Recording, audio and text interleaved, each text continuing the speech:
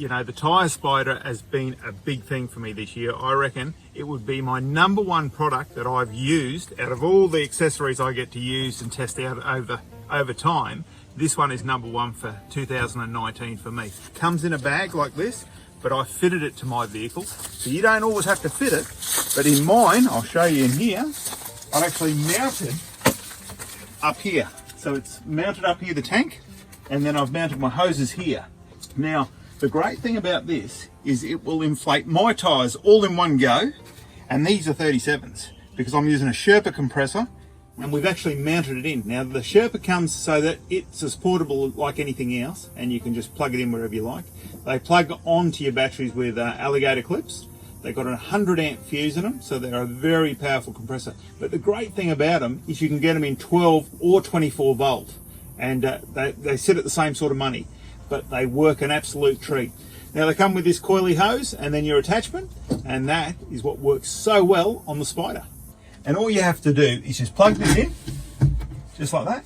When it's that way, the air is flowing straight in, and then that stops it there. Now, the great part about this is I've set this up as left-hand side and right-hand side. So I've got left hand for the passenger side and right hand for the driver's side, so that I've got longer hoses that reach over to that side and shorter hoses that reach over to this side. Now, what you can also do is we've got this gauge up here, and what that tells us is what's actually happening. As the air's going in, you'll see how much pounds of pressure you've got going in at any time. And then just say, I want to do, say, on your normal four-wheel drive, 40 pound in the rear and 36 or 38 in the front.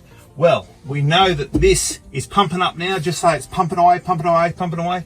And then I go, righto, well, this is the front. Front's reached 36. Turn it off. So you just hit them. So they just turn like that. So that's now off.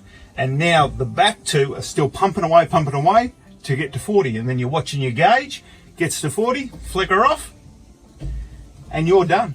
Now, on the other side of things, we unclip this here, and we go through exactly the same procedure where we just turn this on. So let's say that's on, and then we turn these on, and we want to drop our tyres down to, say, 20 pound, 18 pound, whatever it may be. We just let it go. So it'll be just letting all the air out of this end here, dropping it out, and then and you're watching the gauge, and all you do to check it is go turn off. So that stops it, it isolates it. But all four tyres are coming down at exactly the same pressure.